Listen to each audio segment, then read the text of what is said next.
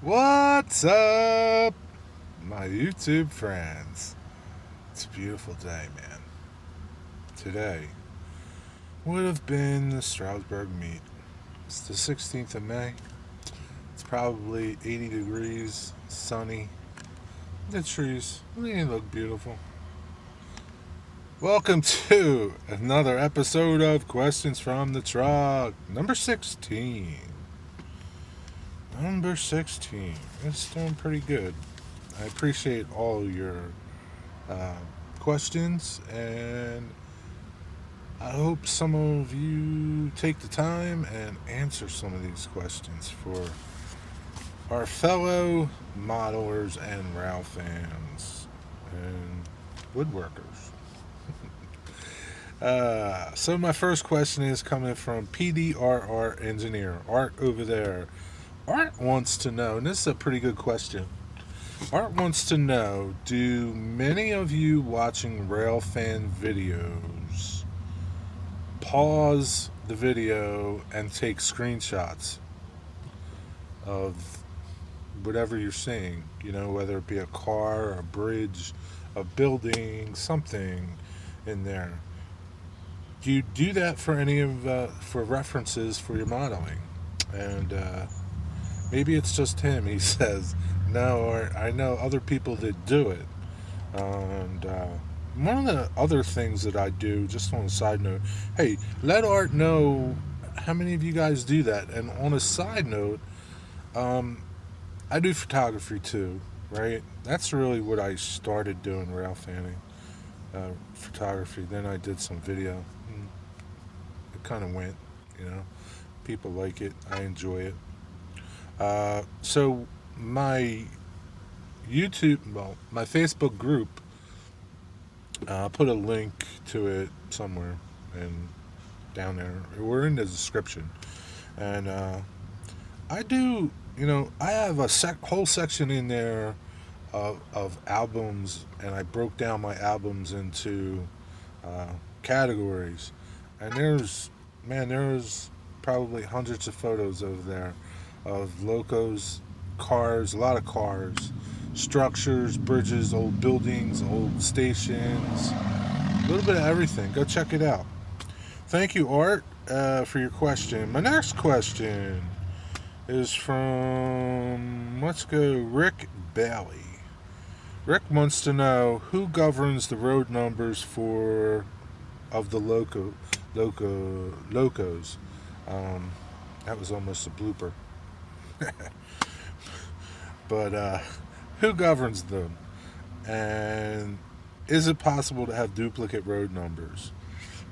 This is just a guess. I'm going to say when the railroads put in orders for trains, they're in numbered order. So the specific railroad picks the numbers for the locomotives.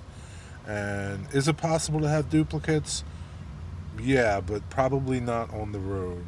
So you might see, for instance, you might see 65, 69 or something on the road, but you may see a scrap one or some variant of it in the yard, because there were old locomotives that they carried over numbers. Like, for instance, um, it just happened to me recently. I was looking for locomotive 7004. I couldn't find any information about 7004 for CSX. CSX had a 7004 in a U-boat, and all I could find was information on that. So that number carried over into a new generation locomotive. So maybe that locomotive is somewhere else scrapped. I don't know. So that's. I hope that answers your question, Rick. And if anybody else can be more clear on it and give definite answers, this is just my guess. Okay. Thanks for your question, man. My next question is from Steam and Diesel Productions. Steam and Diesel, he wants to know what got me into rail fanning. My buddy Bill, my best friend Bill, and me, we would go out doing photography of trains. At first, we were doing photography of like trolleys and things, And we just got into trains. We like trains, and that went from there. And how often do I make trolley videos? Not very often. I like trolleys, but there's other guys that do them, and I don't do them that much. Once in a while, take more photos of them though. My next question is from. I'll save that one for last. Layton Junction, Al over there across the pond. But this question is coming from. He had a question on Drew Steele's latest video, and I'll put Drew's video up there.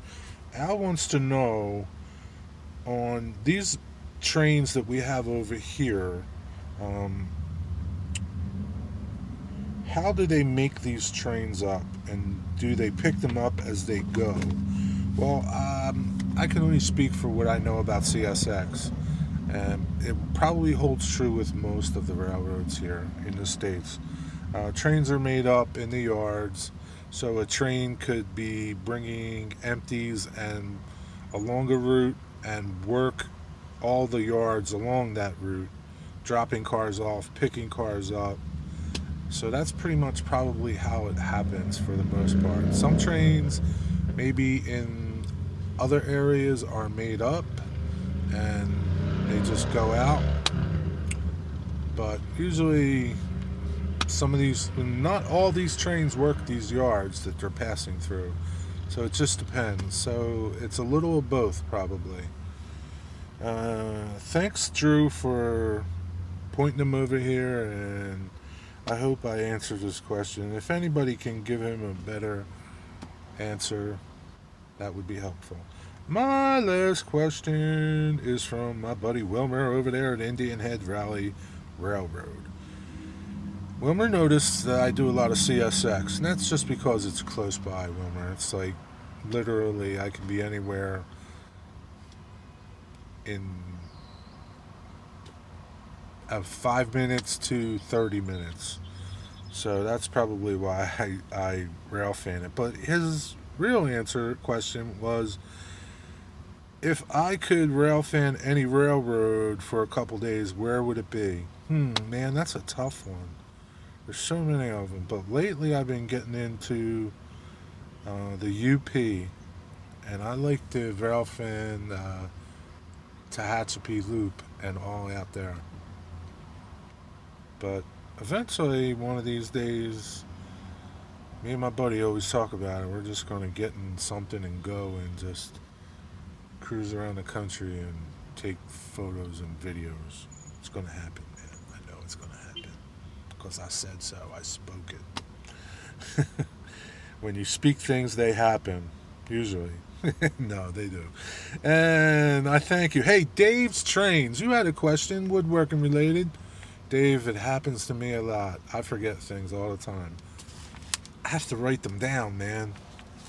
I really do. It gets bad, man. Write them down, brother, and ask me when you find out. As always, I thank you for your questions, for your answers, and I hope you can help some of these people out. Have a blessed week. Take care. Be well. God bless you all. And I'll see you somewhere. See ya.